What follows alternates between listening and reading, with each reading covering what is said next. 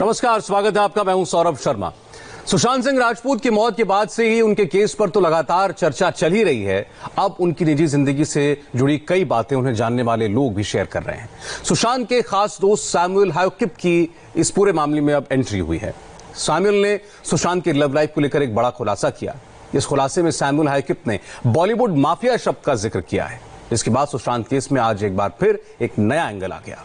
फिल्मी पर्दे पर सुशांत और सारा की केमिस्ट्री और एक्टिंग लोगों को खूब पसंद भी आई थी। आज सुशांत सिंह राजपूत के दोस्त सैमुअल हायोकिप के दावे ने सुशांत केस में नया एंगल दे दिया। सैमुअल ने इंस्टाग्राम पोस्ट में लिखा, हम उस प्यार को स्वीकार करते थे जिसके हम लायक हैं। सैमुअल आगे लिखते हैं, याद है केदारनाथ के प्रमोशन के दौरान सारा और सुशांत प्यार में थे। दोनों के बीच एक दूसरे को लेकर खूब सम्मान था, जो आजकल रिश्ते में कम देखने को मिलता है। सारा को सुशांत के साथ ही उनके परिवार के सभी लोगों के लिए सम्मान था, चाहे वो परिवार, दोस्त और यहाँ तक कि कर्मचारी हो। मुझे आश्चर्य है कि क्या सोन चिड़ैया के बॉक्स ऑफिस प्रदर्शन के बाद सारा का सुशांत के साथ टूटने का फैसला बॉलीवुड माफिया के किसी भी दबाव के कारण लिया गया था। सैमुअल के पोस्ट में बॉलीवुड माफिया का जिक्र है। अब सवाल ये उठता है कि ये बॉलीवुड माफिया कौन है? क्या सुशांत के मर्डर मिस्ट्री के पीछे बॉलीवुड माफिया है? सैमुअल के आज के पोस्ट से सुशांत केस में एक और नया एंगल जुड़ गया है। वैसे आपको बता दें कि हफ्ते भर पहले सुशांत की एक डायरी सार्वजनिक हुई थी। डायरी के 7वें पेज पर केदारनाथ फिल्म के 2 किरदार का जिक्र सुशांत ने स्क्रिप्ट और फिल्म का पूरा दर्शन इन पन्नों में लिख कर रखा था। पेज में तो उन्होंने अपनी जरूरत और पब्लिक इमेज के बारे में एनालिसिस किया। की डायरी के इन पन्नों में 2 नाम लिखे, मुक्कू और वृंदा। मुक्कू फिल्म की हीरोइन सारा अली खान का नाम था, जबकि वृंदा सारा की बड़ी बहन का किरदार निभाने वाली पूजा गौर। मैं अपने और अपने परिवार के बारे में सोचना चाहता हूँ, किसी को खोना नहीं चाहता हूँ। मैं चाहता हूँ कि मैं सुरक्षित रहूँ, ध्यान रखा जाए, मुझे समझा जाए। मुक्कू मेरी जरूरतों को पूरा करती है। मुक्कू नाम भले ही फिल्मी किरदार हो, लेकिन सुशांत की जिंदगी में ये रियल था। डायरी में मुक्कू के नाम से साफ है कि पर्दे के पीछे सुशांत और सारा एक दूसरे के काफी नजदीक आ गए थे। लेकिन साल 2019 में रिया की एंट्री के बाद सब कुछ बदल गया। रिया ने सुशांत को ना सिर्फ उनके परिवार से बल्कि दोस्तों से भी अलग कर दिया। कि इन दोस्तों में से एक सारा अली। बहरहाल ये तो सुशांत केस से जुड़े लोगों के दावे थे जो उनको उनके नजदीक से समझते थे। वो कुछ नई बातें बता रहे हैं, लेकिन सारा मामला अब सीबीआई के पास है। सीबीआई की टीम आज मुंबई पहुंचेगी और सीबीआई के सामने इस केस को सुलझाना कितनी बड़ी चुनौती है, ये भी बड़ा सवाल है। कौन कौन से बड़े मुद्दे इस वक्त सीबीआई के सामने हैं? सुशांत के कमरे में क्या सबूत अब जाकर सीबीआई को मिलेंगे, क्योंकि इस पूरी वारदात को 2 महीने से ज्यादा बीत चुके हैं। सबसे बड़ी चुनौती सीबीआई के सामने ये होगी। बहुत से लोग शक जाहिर कर रहे हैं कि इस सबूतों के साथ कोई छेड़छाड़ ना हो गई हो। इसके अलावा सुशांत की प्रोफेशनल लाइफ, उनकी पर्सनल लाइफ, रिया चक्रवर्ती का क्या किरदार रहा इसमें, ये बॉलीवुड माफिया, बॉलीवुड नेक्सस क्या है जिसकी वजह से क्या सुशांत परेशान थे, तमाम बातें हैं। सुशांत की फाइनेंशियल जो इस वक्त स्थिति थी वो कैसी थी, क्या उनके पैसों का कोई हेरफेर हुआ है, जो परिवार लगातार इल्जाम लगा रहा है। हमारे साथ इस वक्त 4 बड़े सीनियर मेहमान हैं। अमोद कांत जी हैं, x IPS officer, TR Kakkar साहब, दिल्ली के पूर्व police commissioner, SD Sanjay ji, senior advocate और farmer additional solicitor general of India, और ममता काले जी हमारे साथ हैं, एडवोकेट हैं। आप सब लोगों का बहुत बहुत स्वागत है। अमोद साहब, आपसे शुरुआत करना चाहते हैं। अब अगर सीबीआई को एक केस मान लीजिए 66 दिन बाद, 70 दिन के बाद ट्रांसफर हो रहा है, अब 2.25 महीने बाद कोई जांच एजेंसी कोई नया केस टेक ओवर करती है तो क्या दिक्कत आती है उसको? देखिए, सीबीआई में केसेस बहुत सारे केसेस बहुत दिन के बाद आते हैं। ये कोई नई बात नहीं है। केसेस अक्सर जो ऐसे केसेस हैं वो रजिस्टर्ड होते हैं थानों में, देश के दूर दूर इलाकों में, और कभी कभी साल 2 साल 3 साल के बाद भी सीबीआई के पास केसेस आते हैं। उससे नहीं पड़ता है जाता पे ऐसे केस में पे जो जाने वाली बात से लोकल पुलिस ने इसमें इंक्वेस्ट शुरू किया। यहाँ 2 बातें हैं। पहली बात है कि इस व्यक्ति की मौत हुई, सीआरपीसी के अंदर 174 सीआरपीसी में कार्रवाई होती है। उस कार्रवाई के दौरान ये मालूम किया जाता है कि उसकी मौत वजह क्या थी, उसके सर्कमस्टांसेस थे, यानी cause and circumstances of death. किसी भी अननेचुरल डेथ में ये पता करने की कोशिश की जाती है। तो स्पॉट पे जो कुछ होता है, यानी स्पॉट पे जहां पे उसकी मृत्यु हुई, जहां पे मौत हुई, वहां पे जो कुछ होता है तो लोकल पुलिस या जो नजदीक के लोग होते हैं वही प्रिजर्व कर पाते हैं। किस हद तक प्रिजर्व ये जानने की बात है। उसको यहां वहां कर देना मिनटों की बात होती है, लेकिन अगर यहां वहां नहीं हुआ, सब कुछ as it is where is as is अगर है, तो उस हालत में उसके आधार पे ये बॉम्बे पुलिस ने जहां कार्रवाई शुरू की वो 174 की कार्रवाई उन लोगों ने किया होगा, और वो एक इमीडिएट होता है, साथ साथ होता है। और दूसरी बात जो आप केस की बात कर रहे हैं, चूंकि उस समय कोई बॉम्बे पुलिस को ऐसी बात नहीं, जो हम लोग जान रहे हैं मीडिया के माध्यम से, कि बॉम्बे पुलिस को कोई ऐसी बात नहीं मिली जिससे वो ये कह पाते कि इसमें कोई क्राइम हुआ है, यानी कोई अपराध हुए हैं। अगर अपराध मिलता, यानी अपराध क्या हो सकता है, murder, attempt to murder, abetment to commit suicide. Suicide अपने आप में डेथ के बाद तो अपराध होता नहीं, अटेम्प्ट उसका सुइसाइड होता है, एबेटमेंट सुइसाइड होता है, ये सारे अपराध हो सकते हैं। तो ये जिम्मेवारी या ये एक ढंग से फाइंडिंग अगर होती, बॉम्बे पुलिस की फाइंडिंग होती, तो उन्होंने कोई केस रजिस्टर किया होता। जाहिर है कि बॉम्बे पुलिस ने केस रजिस्टर नहीं किया है, तो उनको ऐसी फाइंडिंग नहीं मिली जिसमें उनको कोई अपराध नजर आया इस घटना में, यानी इस पूरे अननेचुरल डेथ में। बिहार पुलिस ने केस रजिस्टर किया। बिहार पुलिस ने जो केस रजिस्टर किया वो इमीडिएट इंसिडेंट से कनेक्टेड नहीं है शायद। हाँ, मौत की बात जहां तक है, ये कहा जा सकता है कि बिहार पुलिस ने कोई ऐसी चीज पाई होगी जिसमें एबेटमेंट टू कमिट सुइसाइड का मसला बना होगा, यानी इस व्यक्ति को मजबूर किया गया या वो हालात पैदा किए गए जिसमें इसने आत्महत्या कर ली। तो ये एक महत्वपूर्ण चीज है जिसकी चर्चा जो है वो इन्वेस्टिगेशन शायद होगा।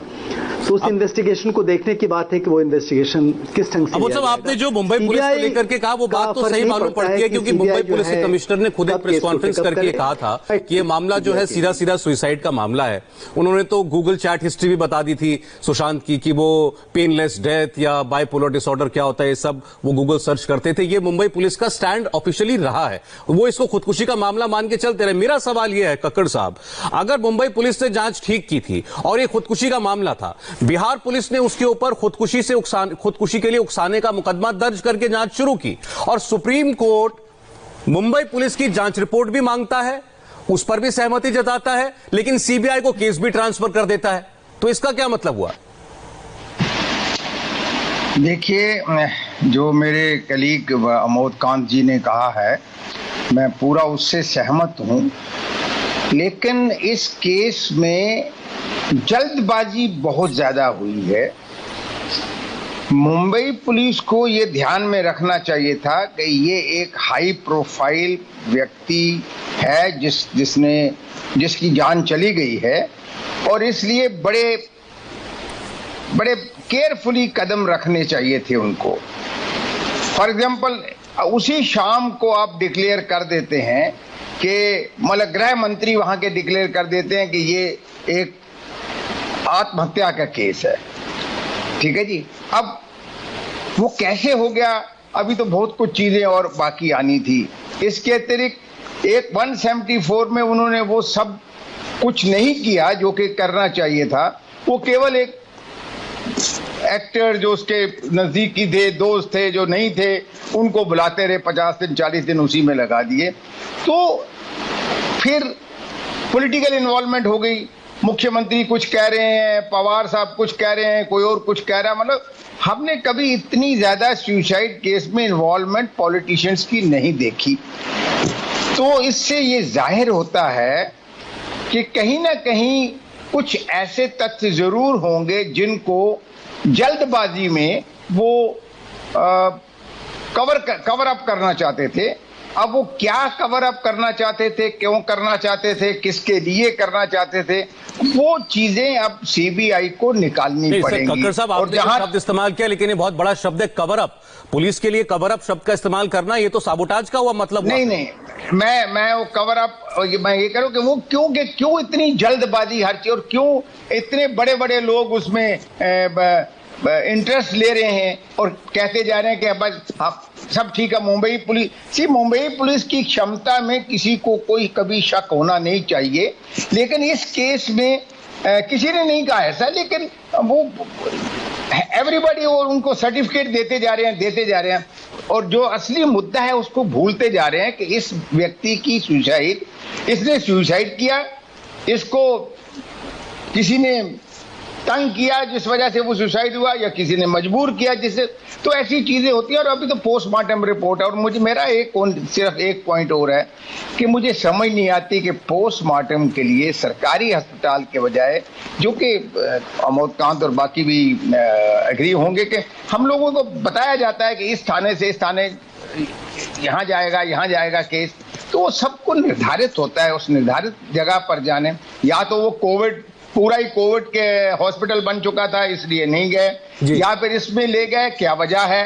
तो ये सारी चीजें देखनी पड़ेगी। और फिर जो बिहार पुलिस ने किया है उसका इसकी डेथ के साथ कोई ताल्लुक है नहीं। वो तो सिर्फ धोखाधड़ी का केस उन्होंने रजिस्टर किया, क्योंकि उनके सुशांत के पेरेंट्स ने ये लगाया कि उनके बहुत सारी चीजें जो हैं वो नहीं मिल रही हैं, कैश नहीं मिल रहा है, ये जो भी बैंक बैलेंस है उसके हकदार वो हैं। इसलिए वो बिल्कुल सही था, वो चीज सही है। लेकिन छिपाने की जो एक लगता है, बू लगती है, जिसे हम कहते हैं कि स्मेल आती है कि कहीं ना कहीं कुछ छिपाया गया है। सर ये बड़ी बात है अपने आप में। और ये सवाल भी है, इस वक्त स्क्रीन पर भी दर्शक देख रहे होंगे। अभी अमोद साहब को आपने सुना, कक्कड़ साहब को आपने सुना। मुंबई पुलिस ने शुरुआती जांच करी। कक्कड़ साहब को लगता है कि उसमें हो सकता है कि कुछ चीजें या तो जानबूझ के छुपाई गई या कुछ चीजें मिस हो गई। क्यों इतनी जल्दी थी सबको क्लीन चिट देने की? क्यों पहले ही दिन ये कह दिया गया कि ये खुदकुशी का मामला है बगैर कोई डिटेल इन्वेस्टिगेशन किए? अमोद साहब ने यह कहा कि शुरुआत में जो भी इंक्वायस्ट उन्होंने की है वो परिस्थितियां सबसे बेहतर तो मुंबई पुलिस ही समझती है। तो क्या सीबीआई अब जब जांच के लिए जाएगी संजय साहब, तो वो जो भी जिन भी सर्कमस्टांसेस में यह हादसा हुआ या यह हत्या हुई, जो भी ये था, उसके लिए तो वो मुंबई पुलिस की प्रारंभिक जांच पर ही निर्भर है। तो जो निष्कर्ष शुरुआत में या जो भी मौके पर जो भी सबूत थे वो तो मुंबई पुलिस ही जानती है क्या थे, वो मानने पड़ेंगे सीबीआई को। सौरभ जी देखिए, सीबीआई एक बड़ी ही प्रीमियर इन्वेस्टिगेटिंग एजेंसी है और इसमें बहुत चुनिंदा पदाधिकारियों को ही लिया जाता है। तो मेरा ये मानना है कि वहाँ पर जिस समय डेथ हुआ था, इंक्वेस्ट रिपोर्ट है वो सामने आएगी, उसके बाद पोस्टमार्टम रिपोर्ट सामने आएगा और उसके बाद जो घर के स्टाफ वगैरह जो भी थे उनसे बयान लिया जाएगा। और आपको पता है कि जिस तरीके से पहले मुंबई पुलिस इन्वेस्टिगेशन कर रही थी और अब तो ये सामने आ गया है, और जिस तरह से महाराष्ट्र सरकार इस इन्वेस्टिगेशन में जो इंक्वायरी थी मुंबई पुलिस की उसमें रिएक्ट कर रही थी, इससे कहीं ना कहीं ऐसा लगता है कि मुंबई पुलिस दबाव में थी।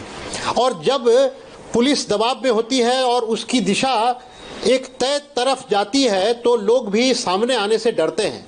और जैसे जैसे मीडिया ने, आप लोगों के चैनल ने इसको जैसे जैसे उजागर किया, वैसे वैसे सोशल मीडिया में और मीडिया में काफ़ी लोग तेज़ी से आते गए और उनकी बातें सामने आती गई, जिससे कि बहुत सारे मामले खुले हैं, बहुत सारी फोटोग्राफ्स सामने आई है रूम की।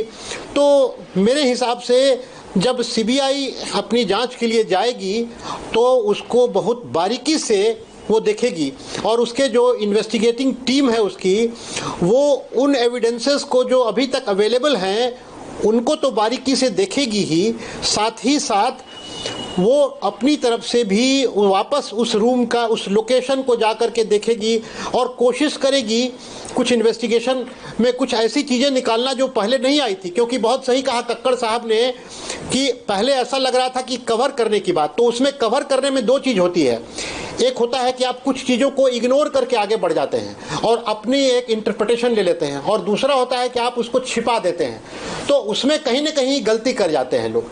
तो वैसे में ऑफ कोर्स ये बहुत बिल्कुल सही है कि सीबीआई के लिए चैलेंजिंग होगी, लेकिन जैसे अमोद कंठ साहब ने कहा कि आए दिन सीबीआई के पास इन्वेस्टिगेशन बाद में आता है।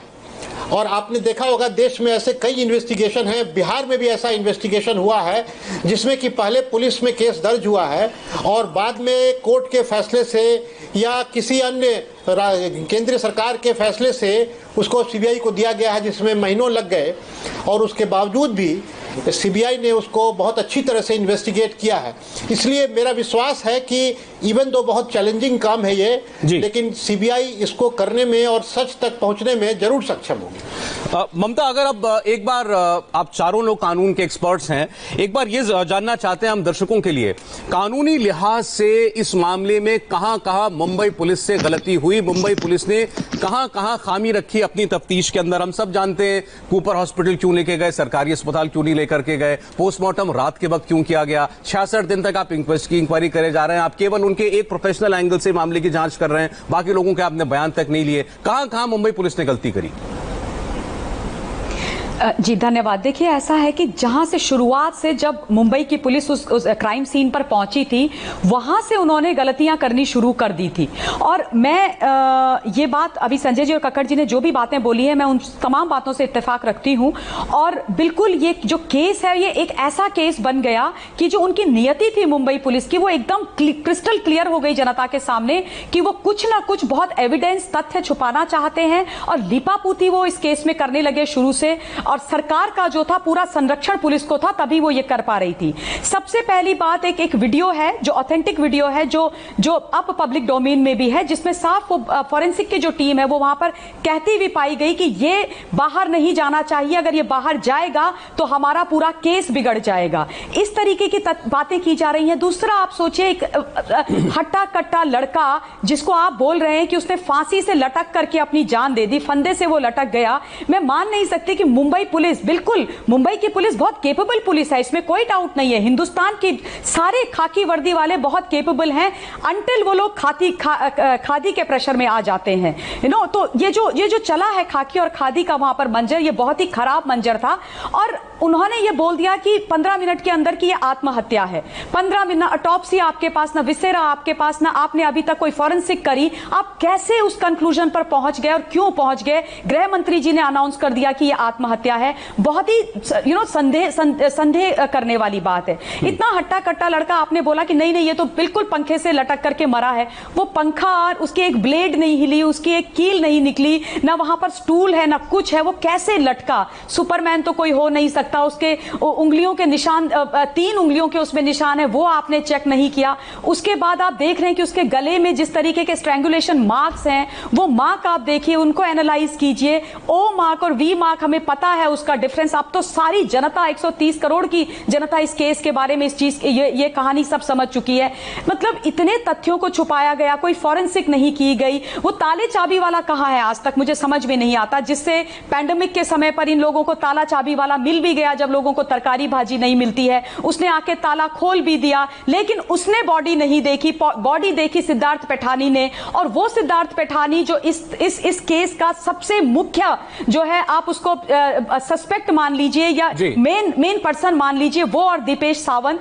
वो सिद्धार्थ पैठानी जो है, मुंबई से उसको हैदराबाद जाने की इजाजत कैसे मुंबई पुलिस ने दे दी? दूसरे तीसरे दिन वो मुंबई को छोड़ देता है। ये कभी आज तक ऐसा सुनने को नहीं मिला। दीपेश सावंत जो क्राइम सीन में था, जिसके हाथ में ब्लैक कलर का बैग था, जिसके पास वो सारे जो एविडेंस थे वो कलेक्ट कर रहा था पुलिस के साथ, वो लड़का पिछले 2 महीनों से गायब है। वो सुशांत का हाउस हेल्प था, राइट हैंड मैन उसको बोलते थे घर के कामों में। वो अपनी लोकेशन बदल रहा है, लेकिन मुंबई पुलिस उसको पकड़ नहीं पा रही है। कैसे दीपेश गायब हो जाता है? कैसे 2 महीने से आप उसको लोकेट नहीं कर पा रहे हो? मैं तो ये कह रहा हूं, ममता, जो बात आपने शुरुआत में कही, फांसी कैसे लगाई, मुझे लगता है कि जब पिछले 2 महीनों में इस बात को लेकर जितनी चर्चा दुनिया के अंदर हुई है, मुंबई पुलिस को एक बार अगर आकर के एक बार परिस्थितियां समझाते कम से कम, तो लोगों का यकीन बनता।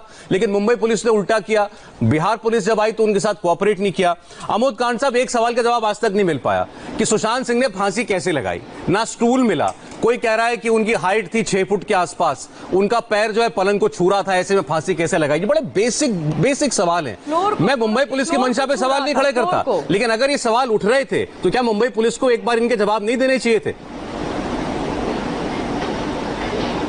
नहीं, ये बात तो सही है कि मुंबई पुलिस को ये चीज़ उसको तुरंत ही मालूम कर लेना चाहिए था। ममता ने बड़े बहुत विस्तार से बहुत चीज़ों का जिक्र किया, मुझे उन तमाम चीज़ों का ध्यान नहीं था। लेकिन एक मोटी बात मैं कहना चाहूँगा, चूँकि सीबीआई से बात शुरू हुई थी, कि अब चूँकि सुप्रीम कोर्ट ने सीबीआई को इस इन्वेस्टिगेशन का हर पार्ट हैंडओवर कर दिया है, यानी बॉम्बे पुलिस ने 174 की जो कार्रवाई की, जो 174 सीआरपीसी के अंदर जो इंक्वेस्ट है, जिसकी चर्चा अभी हम कर रहे हैं कि उसने सुइसाइड किया या नहीं किया, और अगर सुइसाइड उसने किया तो किस ढंग से किया, क्या मेथड था सुइसाइड करने का। देखिए इतने सारे केसेस सुइसाइड के होते हैं, लाखों केस होते हैं और हजारों केस पे कोर्ट रूलिंग्स हैं, फॉरेंसिक रिपोर्ट्स हैं, बहुत सारे साइंटिफिक इन्वेस्टिगेशंस के तरीके हैं।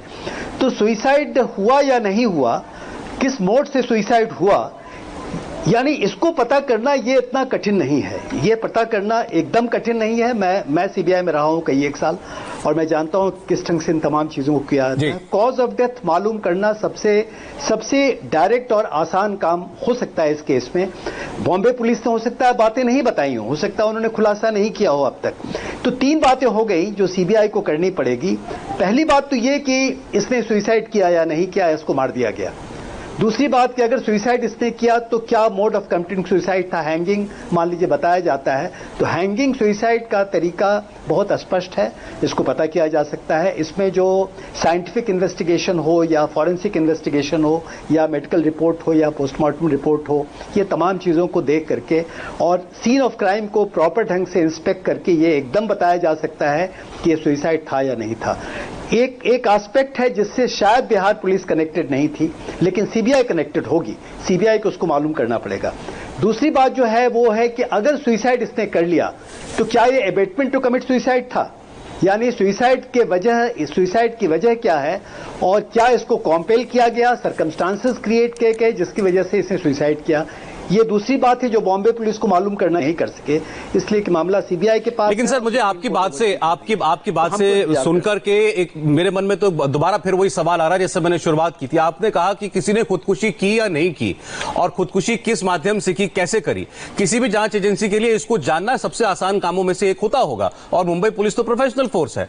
तो फिर मुंबई पुलिस की जांच रिपोर्ट सुप्रीम कोर्ट में सबमिट होने के बावजूद यह केस सुप्रीम कोर्ट को ट्रांसफर होता है, वो भी 142 की पावर यूज करके। सुप्रीम कोर्ट यह कहता है कि हम पूर्ण न्याय होने देना चाहते हैं, इसलिए सीबीआई के पास जांच जाए। अगर इतना आसान काम था साबित करना कि खुदकुशी है और मुंबई पुलिस वो कहती है कि हमने साबित किया है, हमारी जांच में आया है, फिर केस सीबीआई को ट्रांसफर क्यों हुआ? इसका मतलब सुप्रीम कोर्ट को कहीं ना कहीं इसमें कुछ और दिखा जो मुंबई पुलिस को नहीं दिख रहा था। राजपूत की केस की जांच के लिए सीबीआई की टीम आज मुंबई पहुंचेगी, ये बड़ी खबर है आज की। अमोद कांत जी हमारे साथ हैं, टीआर कक्कड़ साहब, एसडी संजय जी और ममता काले। ब्रेक से पहले अमोद कांत साहब ने 2 महत्वपूर्ण बातें कही कि किसी भी एजेंसी के लिए खुदकुशी हुई है या नहीं हुई है ये जांचना परखना कोई बहुत बड़ा काम नहीं होता है, फिर भी ये केस सीबीआई को सुप्रीम कोर्ट ने देना उचित समझा, पहली बात। दूसरा, अगर खुदकुशी है भी तो इस खुदकुशी के लिए कोई जिम्मेदार है या नहीं है? मुंबई पुलिस ने क्या इस सिलसिले में कोई तफ्तीश करी? कक्कड़ साहब, मान भी ले खुदकुशी कहती है मुंबई पुलिस, उसके पीछे तो जाना चाहिए था कि इसके पीछे वजह कौन है? मैं बिल्कुल आपसे सहमत हूं। इससे पहले कि मैं आपके प्रश्न का उत्तर दूं, आपकी इजाजत से मैं अमोद कांत जी को हाय करना चाहता हूं। ये हैं मेरे अपने मित्र रहे हैं, बड़े सालों बाद देखा मैंने इनकी शक्ल आज। God bless you Amod. Anyway, अब thank you sir. I am sorry.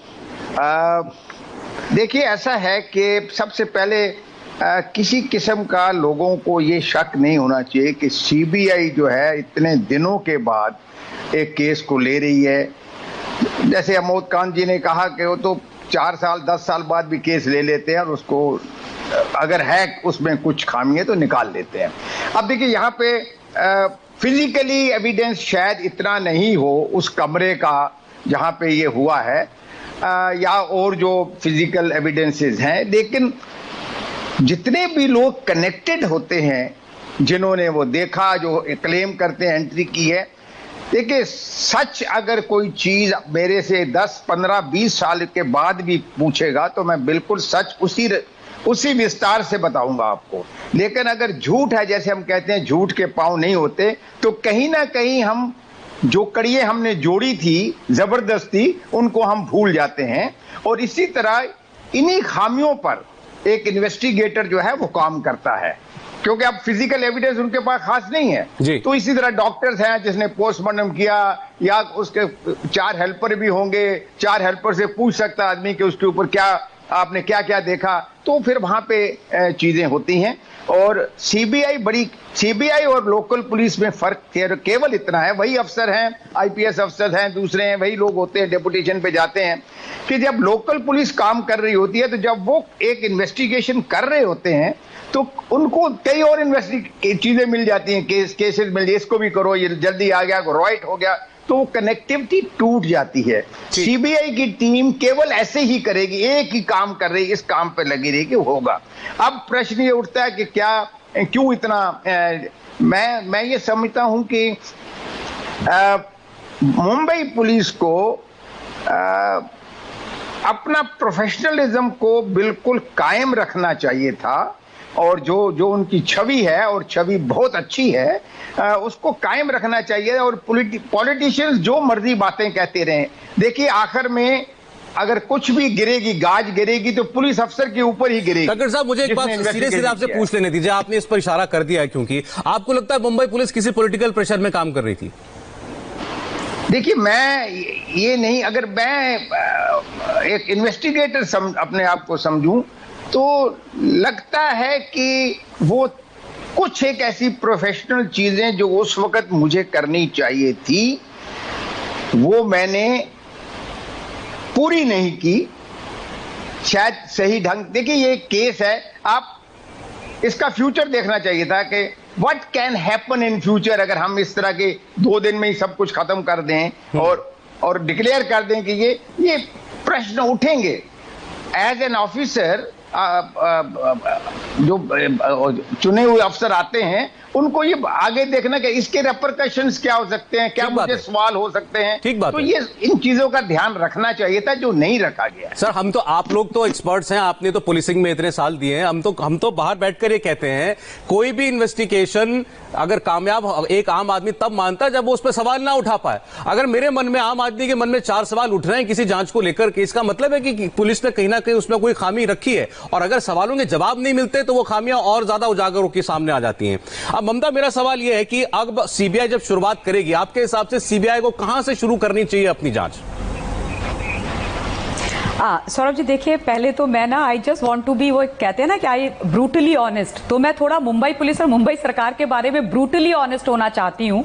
ये नहीं है कि उनको केयरफुल, मतलब खाली केयरफुल रहना चाहिए था, उनको बड़ी सच्चाई, ईमानदारी के साथ कानून की हत्या किए बिना इस केस की तफ्तीश करनी चाहिए थी। देखिए, ये ना भारत के इतिहास में ये जो इंक्वायरी हुई है 66 दिन की, जो 1-2 हफ्ते में निपट के उसको जो है वहां के डीएम या एसडीएम के पास चले जाना चाहिए था, ये स्वर्ण अक्षरों में लिखी जाएगी हमारे इतिहास में। इतनी बड़ी इंक्वायरी ना मैंने कभी देखी, ना सुनी, और भगवान ना करे हिंदुस्तान कभी दोबारा ये दिन और ऐसी इंक्वायरी देखे।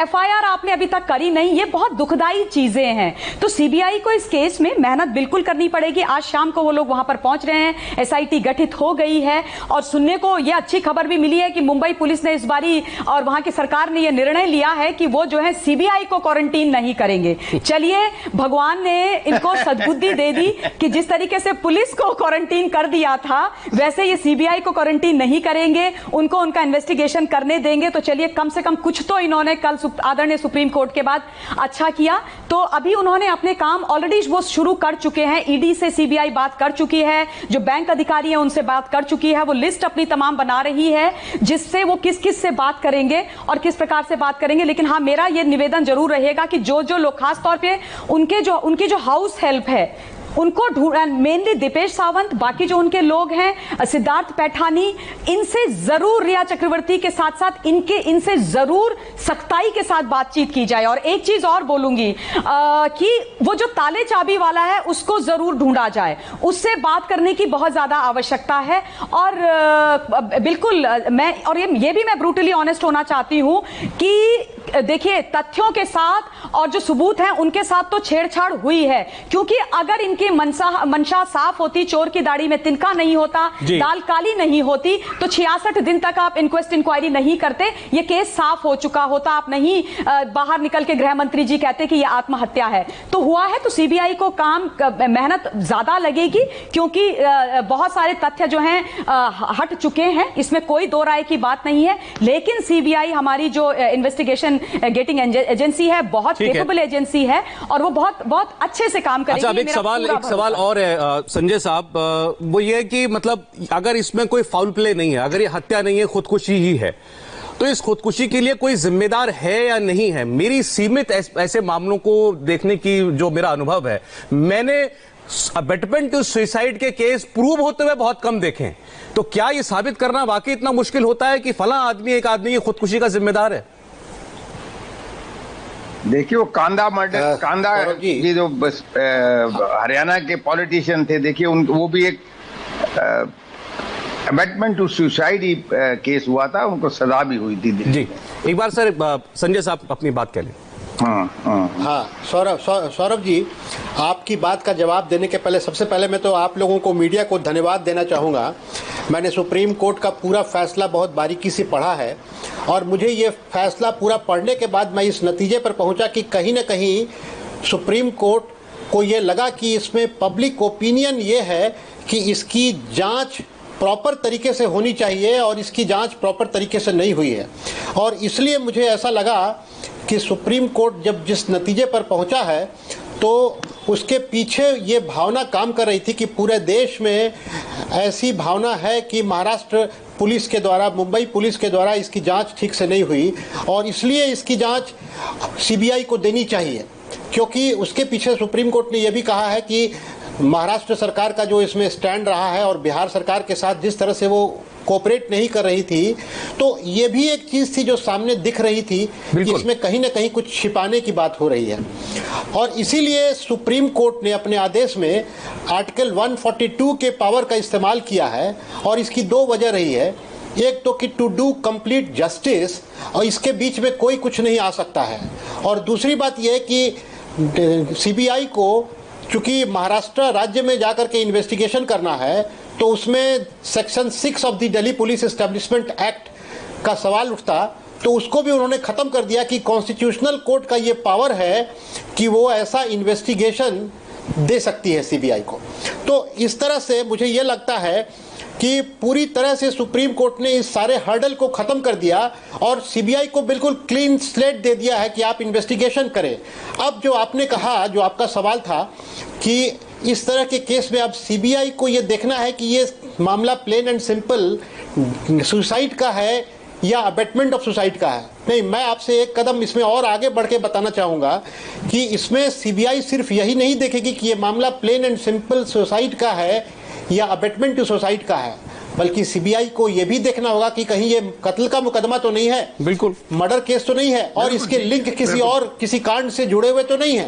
तो सीबीआई को इसका पूरा व्यापक इन्वेस्टिगेशन करना होगा और उसमें उसको सिर्फ अबेटमेंट टू सुसाइड या सुसाइड एंगल नहीं देखेगी और वो सारा एंगल देखेगी, मर्डर एंगल भी जरूर देखेगी सीबीआई। और इसमें चूंकि क्लीन स्लेट मिला है और सीबीआई को इन्वेस्टिगेशन मिली है, इसलिए सीबीआई के रास्ते में कोई नहीं आएगा, अब कोई आ नहीं सकता। और ये सुप्रीम कोर्ट ने सुनिश्चित कर दिया है। सर, मैं आपको रोक रहा हूं, माफी चाहता हूं, समय इतना ही था। एक चीज लेकिन और चाहते हैं हम सीबीआई से, सीबीआई जांच करेगी, सबको सीबीआई पे भरोसा है, परिवार भी ये चाहता था, सुशांत के फैंस भी ये चाहते थे, लेकिन ये इंक्वायरी भी जल्द कंप्लीट हो, क्योंकि जितनी चर्चा इस केस में हो चुकी है, जितना स्पेकुलेशन इस केस में हो चुका है, कयासबाजी हो चुकी है, उस पर भी अंत लगने, उसका भी अंत होने की जरूरत है, उस पर भी विराम लगने की जरूरत है। बहुत बहुत शुक्रिया आमोद खान जी, टीआर कक्कड़ साहब, एसडी संजय जी, ममता काले जी, आपने प्रोग्राम में शिरकत की, धन्यवाद आपका। और फिल्म अभिनेत्री कंगना रनौत ने सुशांत केस को लेकर आज एक ट्वीट किया और एक बड़ा शक जाहिर किया। क्या कहा कंगना रनौत ने, आपको दिखाएंगे एक छोटे से ब्रेक के बाद।